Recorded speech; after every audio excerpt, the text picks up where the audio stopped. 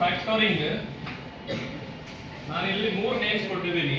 3 ವ್ಯಕ್ತಿಗಳಿದ್ದಾರೆ ಇಲ್ಲಿ, 3 members. 1 Brinda, second 1 Chaitra, third 1 Malathi. ಇವ್ರು ಯಾರು ಅಂದ್ರೆ ನನ್ನ ಫ್ರೆಂಡ್ಸ್, ಇವರು ನನ್ನ PG ಕ್ಲಾಸ್ಮೇಟ್ಸ್, ಕ್ಲೋಸ್ ಫ್ರೆಂಡ್ಸ್. ಅದಕ್ಕೆ ಅವ್ರ ನೇಮ್ಸ್ ಕೊಟ್ಟೆ ನೋಡಿ. ಇಬ್ಬರಿಗೆ ಮದುವೆ ಆಗಿದೆ, ಒಬ್ರಿಗೆ ಮದುವೆ ಆಗಿಲ್ಲ. ನೀವು ಮದುವೆ ಆಗಿಲ್ಲ, ಇವ್ರಿಬ್ಬರಿಗೂ ಮದುವೆ ಆಗಿದೆ. ಬೇರೆ ಮಾಡ್ಕೋಬೇಡಿ ನೋಡಿ. ಫಸ್ಟ್ 1 ಬೃಂದಾ, ಇವ್ರನ್ನ ನಾನು ಬೈಯರ್ ಅಂತ ಕರಿತೀನಿ. ಏನಂತ ಕರಿತೀನಿ? ಬೈಯರ್.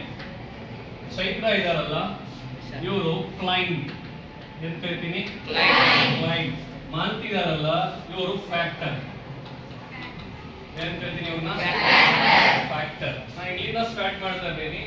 ಸರ್ ಫ್ಯಾಕ್ಟರಿಂಗ್ ಅಂದ್ರೆ ಏನ್ ಸರ್ ಅಂತ ಹೇಳಿದ್ರೆ, ಇವ್ರು ಇದಾರಲ್ಲ ಕ್ಲೈಂಟ್. ಕ್ಲೈಂಟ್ ಅದು ಒಂದು ಅಂಗಡಿ ಇದೆ, ಏನೋ ಒಂದು ಮಾಡ್ತಿದ್ದಾರೆ, ಬಿಸ್ನೆಸ್ ಮಾಡ್ತಿದ್ದಾರೆ, ಏನೋ ಕಂಪನಿ ಮಾಡ್ತಾ ಇದ್ದಾರೆ. ಇವರು ಗೂಡ್ಸ್ ಅಂಡ್ ಸರ್ವಿಸಸ್ ಅನ್ನ ಸೇಲ್ ಮಾಡ್ತಾರೆ. ಏನ್ ಮಾಡ್ತಾರೆ ಇವರು? ಗೂಡ್ಸ್ ಅಂಡ್ ಸರ್ವಿಸಸ್ ಸೇಲ್ ಮಾಡ್ತಾರೆ. ಯಾರಿಗೆ ಸೇಲ್ ಮಾಡ್ತಾರೆ ಅಂದ್ರೆ ಬೃಂದಾಗೆ. ಯಾರಿಗೆ? ಬೃಂದಾಗೆ. ಆ ಗೂಡ್ಸ್ ಏನಾಗಿದೆ ಅಂತ ಹೇಳಿದ್ರೆ, ಈ ಬೃಂದಾ ಅವರು ಚೈತ್ರ ಅವ್ರ ಬಂದಿದ್ದಾರೆ. ಸೊ ಇವರು ಗೂಡ್ಸ್ ಕೇಳ್ತಾ ಇದ್ದಾರೆ, ಚೈತ್ರ ಅವರು ಇವರಿಗೆ ಸೇಲ್ ಮಾಡ್ತಾ ಇದ್ದಾರೆ. ಆದ್ರೆ ಒಂದು ಕಂಡೀಷನ್ ಇದೆ. ಏನ್ ಸರ್ ಕಂಡೀಷನ್ ಅಂತ ಹೇಳಿದ್ರೆ, 5,000 ರೂಪಾಯಿ ಗೂಡ್ಸ್ ತಗೊಂಡಿದ್ದಾರೆ. 5,000 ರೂಪಾಯಿದು 5,000 ರೂಪೀಸ್ ಗೂಡ್ಸ್ ಅಂಡ್ ಸರ್ವಿಸಸ್ ತಗೊಂಡಿದ್ದಾರೆ, ಪರ್ಚೇಸ್ ಮಾಡಿದ್ದಾರೆ. ಯಾರು? ಬೃಂದಾ. ಆದ್ರೆ ಒಂದು ಕಂಡೀಷನ್ ಇಡ್ತಾ ಇದ್ದಾರೆ. ಏನ್ ಸರ್ ಕಂಡೀಷನ್ ಅಂತ ಹೇಳಿದ್ರೆ, ಬೃಂದಾ ಅವರು ಚೈತ್ರ ಅವ್ರಿಗೆ ಹೇಳ್ತಾ ಇದ್ದಾರೆ, ನಾನು ಇವಾಗ ಅಮೌಂಟ್ ಕೊಡೋದಿಲ್ಲ ಅಂತ ಇಲ್ಲಿ ಬರ್ತಿದ್ದೀನಿ. No amount for now. ನಾನೀಗ ಸದ್ಯಕ್ಕೆ ಅಮೌಂಟ್ ನಿಮಗೆ ಕೊಡೋದಿಲ್ಲ ಅಂತ ಹೇಳ್ತಾ ಇದ್ದಾರೆ. ಯಾರು? ಬೃಂದಾ ಅವರು, ಚೈತ್ರ ಅವರು. ಇವರು ಅದಕ್ಕೆ ಒಪ್ಕೊಳ್ತಾರೆ. ಯಾರು? ಏನಂತ ಒಪ್ಕೊಳ್ತಾರೆ ಅಂದ್ರೆ, ಆಯ್ತು ನಾನು ಗೂಡ್ಸ್ ಅಂಡ್ ಸರ್ವಿಸಸ್ ಕೊಡ್ತೀನಿ ಅಂತ ಒಪ್ಕೊಳ್ತಾರೆ. ಆಗ ಇವರು ಒಂದು ಇನ್ವಾಯ್ಸ್ ಅನ್ನ ಕಳಿಸ್ತಾರೆ. Invoice means receipt.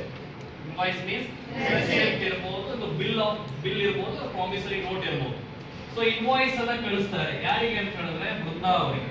ಓಕೆ, ನಾನು ನಿಮ್ಗೆ ಕೊಡೋ ಅವಶ್ಯಕತೆ ಇಲ್ಲ ಅಮೌಂಟ್ ಏನೋ, ನೆಕ್ಸ್ಟ್ ಮತ್ತೆ ಕೊಡಿ ನನಗೆ ಅಂತ ಹೇಳ್ಬಿಟ್ಟು ಒಂದು ಇನ್ವಾಯ್ಸ್ ಅನ್ನ ಕೊಟ್ಬಿಡ್ತಾರೆ. ಅರ್ಥ ಆಯ್ತಾ?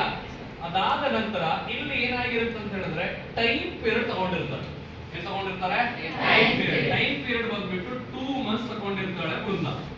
ಎಷ್ಟು ಮಂತ್ಸ್ ತಗೊಂಡಿರ್ತಾಳೆ? 2 ಮಂತ್ಸ್ ಅಲ್ಲಿ ನಾನು ಕ್ಲಿಯರ್ ಮಾಡ್ತೀನಿ, ಇವಾಗ ಗೂಡ್ಸ್ ಅಂಡ್ ಸರ್ವಿಸಸ್ ಕೊಡಿ ಅಂತ ಇವ್ರು ಒಪ್ಕೊಂಡು ಕೊಡ್ತಾರೆ. ಇವರು ಒಂದು ಇನ್ವಾಯ್ಸ್ ಕಳಿಸ್ತಾರೆ. ಅರ್ಥ ಆಯ್ತಾ? ಹೀಗಾಗುವಂತ ಸಂದರ್ಭದಲ್ಲಿ ಏನಾಗುತ್ತೆ ಅಂತ ಹೇಳಿದ್ರೆ, ಚೈತ್ರ ಅವರಿಗೆ ಒಂದು ಎಮರ್ಜೆನ್ಸಿ ಬರುತ್ತೆ. ಏನಾದ್ರೂ ಎಮರ್ಜೆನ್ಸಿ ಆಗತ್ತೆ. ಏನಿರ್ಬೋದು, ಅವ್ರ ಫ್ಯಾಮಿಲಿಯಲ್ಲಿ ಎಮರ್ಜೆನ್ಸಿ, ಹೆಲ್ತ್ ಅಪ್ಸೆಟ್ ಆಗಿರ್ಬೋದು, ಇಲ್ಲ ಫೈನಾನ್ಷಿಯಲ್ ಎಮರ್ಜೆನ್ಸಿ ಇರ್ಬೋದು. ಏನೋ ಒಂದು ಎಮರ್ಜೆನ್ಸಿ ಆಗುತ್ತೆ, ದುಡ್ಡು ಬೇಕಾಗತ್ತೆ 5,000. ಅರ್ಥ ಆಯ್ತಾ? ಅವಾಗ ಇವ್ರು ಏನ್ ಮಾಡ್ತಾರೆ ಅಂತ ಹೇಳಿದ್ರೆ, ಬೃಂದಾ ಅವ್ರ ಹತ್ರ ಬಂದು ಕೇಳಕ್ಕೂ ಇಲ್ಲ. ಯಾಕೆ ಕೇಳಕ್ಕಿಲ್ಲ ಅಂತ ಹೇಳಿದ್ರೆ, ಇವ್ರು 2 ಮಂತ್ ಟೈಮ್ ಅನ್ನ ತಗೊಂಡಿರ್ತಾರೆ. ಹೌದಾ? ಹಾಗಾದ್ರೆ ಇವರಿಗೆ ಒಂದು ದಾರಿ ಇದೆ. ಇವಾಗ ನಡೀತಾ ಇರುವಂತ ಸಿಚುಯೇಷನ್ಸ್, ಕರೆಂಟ್ ಎರಾದಲ್ಲಿ ನಡೀತಾ ಇರುವಂತ ಬಿಸ್ನೆಸ್ ಆಕ್ಟಿವಿಟೀಸ್ ಅಲ್ಲಿ ಇದೊಂದು ಫ್ಯಾಕ್ಟರಿ ಮೇನ್. ಸೊ ಇವ್ರು ಏನ್ ಮಾಡ್ತಾರೆ ಅಂತ ಹೇಳಿದ್ರೆ, ಹೆಂಗಾದ್ರೂ ಮಾಡಿ ಇವ್ರಿಗೆ ದುಡ್ಡು ಬೇಕೇ ಬೇಕು, ಇವಾಗ ಎಮರ್ಜೆನ್ಸಿ ಇದೆ. ಇವ್ರು ಏನ್ ಮಾಡ್ತಾರೆ ಅಂತ ಹೇಳಿದ್ರೆ, ಈ ಕಡೆ ಬರ್ತಾರೆ, ಮಾಲತಿ ಹತ್ರ ಬರ್ತಾರೆ. ಬೃಂದಾ ಹತ್ರ ಹೋಗ್ತಾ ಇಲ್ಲ ಅವರು. ಎಲ್ಲಿ ಬರ್ತಾರೆ? ಮಾಲತಿ ಯಾರಿಲ್ಲಿ? ಮಾಲತಿ ಬರೀ ಫ್ಯಾಕ್ಟರ್ ಅಂತಾನೆ ಕೊಡ್ತಾ ಇಲ್ಲ. ಇವರು ಬ್ಯಾಂಕ್ ಆಗಿರಬಹುದು, ಒಬ್ಬ ಇಂಡಿವಿಜುವಲ್ ಪರ್ಸನ್ ಆಗಿರಬಹುದು. ಇವ್ರ ಹತ್ರ ಬರ್ತಾರೆ. ಸೊ ಇವ್ರು ಏನ್ ಮಾಡ್ತಾರೆ ಅಂತ ಹೇಳಿದ್ರೆ, ಇನ್ವಾಯ್ಸ್ ಅನ್ನ ತಗೊಂಡು ಬರ್ತಾರೆ. ಎಲ್ಲಿ ಬರ್ತಾರೆ ಅಂದ್ರೆ ಮಾಲತಿ ಹತ್ರ ಬರ್ತಾರೆ. ಸೊ ಇನ್ವಾಯ್ಸ್ ತಗೊಂಡು ಬಂದು ಇವ್ರ ಹತ್ರ ಹೇಳ್ತಾರೆ, ನೋಡು 5,000 ರೂಪಾಯಿ ಇನ್ವಾಯ್ಸ್ ಇದೆ. ಎಷ್ಟಾದ್ರು? 5,000. ನನಗೆ ಒಂದು ಅವರು ಕೊಡ್ಬೇಕು 5,000.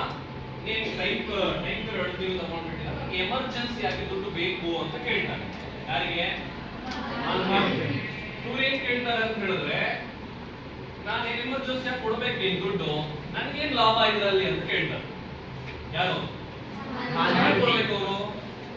ಅವ್ರಿಗೆ ಲಾಭ ಬೇಕಾಗತ್ತೆ. ಅದಕ್ಕಾಗಿ ಅವ್ರು ಏನ್ ಹೇಳ್ತಾರೆ ಸರ್ ಅಂತ ಹೇಳಿದ್ರೆ, ಒಂದ್ ಕೆಲಸ ಮಾಡು, ನಾನು ಕೊಡ್ತೀನಿ ನಿನ್ಗೆ, ಆದ್ರೆ 5,000 ಕೊಡೋದಿಲ್ಲ, 5,000 ಬದಲಿಗೆ 4,000 ಕೊಡ್ತೀನಿ ಅಂತ ಹೇಳ್ತಾರೆ.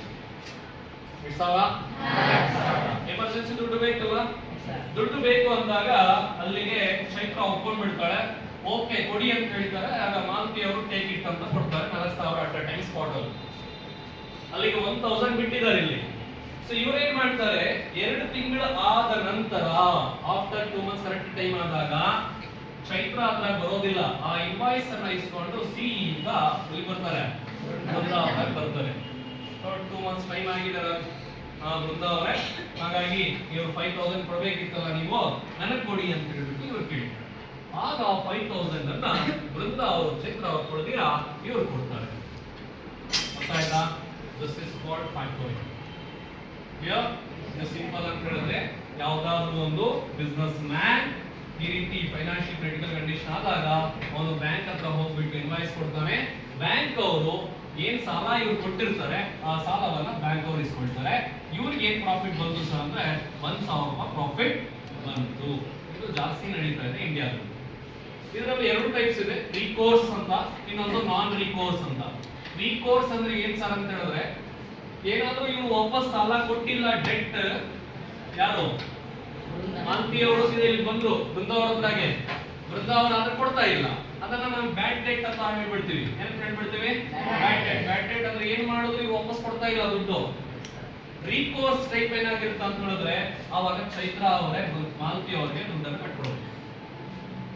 ಅರ್ಥ ಆಯ್ತಾ?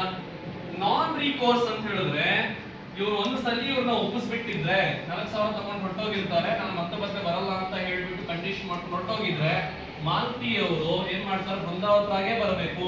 ಬೃಂದ ಅವರು ಕೊಡಲಿಲ್ಲ ಅಂದ್ರು ದುಡ್ಡು ಚೈತ್ರ ಹತ್ರ ಹೋಗಂಗಿಲ್ಲ. ನಾನ್ ರಿಕೋರ್ಸ್. ಅರ್ಥ ಆಯ್ತಾ? ಅರ್ಥ ಆಯ್ತಾ? ಸಿಂಪಲ್. ಒಬ್ಬ ಪರ್ಸನ್ ಇರ್ತಾನೆ, that is called client. Client ಎಲ್ಲಿ ಹೋಗ್ತಾನೆ ಅಂತ ಹೇಳಿದ್ರೆ ಯಾವೊಬ್ಬ ಬೈಯರ್ ಇರ್ತಾನೆ, ಬೈಯರ್ ಅಂತ ಹೋಗ್ಬಿಟ್ಟು ಸಾಲಕ್ಕೆ ಡೆಟ್ಗೆ ಕೊಡ್ತಾನೆ, ಅವನು ಸಾಲಕ್ಕೆ ಇಸ್ಕೊಳ್ತಾನೆ, ಟೈಮ್ ಪೀರಿಯಡ್ ಇಟ್ಟಿರ್ತಾನೆ. ಆದ್ರೆ ಎಮರ್ಜೆನ್ಸಿ ಉಂಟಾಗುತ್ತೆ ಕ್ಲೈಂಟ್ಗೆ, ಅವಾಗ ಡೆಟ್ ತಗೊಂಡಿರೋನು ವಾಪಸ್ ಕೊಡ್ತಾ ಇರೋದಿಲ್ಲ, ಆ ಟೈಮ್ ಲಿಮಿಟ್ ಆಗಿರೋದಿಲ್ಲ. ಹಾಗಾಗಿ ಇವನು ಈ ಕಡೆ ಬರ್ತಾನೆ, ಫ್ಯಾಕ್ಟರ್ ಕೈಗೆ ಕೊಡ್ತಾನೆ, ಫ್ಯಾಕ್ಟರ್ ಡಿಸ್ಕೌಂಟ್ ತಗೊಳ್ತಾನೆ, ಡಿಸ್ಕೌಂಟ್ ತಗೊಂಡು ಸೀದಾ ಮತ್ತೆ ಅವನ ಹತ್ರ ಬೈಯರ್ ಹತ್ರ ಹೋಗ್ತಾನೆ, ಅಮೌಂಟ್ ಅನ್ನು ಇಸ್ಕೊಳ್ತಾನೆ. ಇದನ್ನೇ ನಾವು ಈ ಟೋಟಲ್ ಪ್ರೋಸೆಸ್ ಅನ್ನು ಏನಂತೀವಿ, ಫ್ಯಾಕ್ಟರಿಂಗ್. ಅರ್ಥ ಆಗಿದೆಯಾ? ಫ್ಯಾಕ್ಟರಿಂಗ್ ಅಲ್ಲಿ 2 ಟೈಪ್ಸ್ ಇದೆ, ಒಂದು ರಿಕೋರ್ಸ್, ಇನ್ನೊಂದು non recourse. Recourse means here client only responsible for the debt. Client ಯಾರು?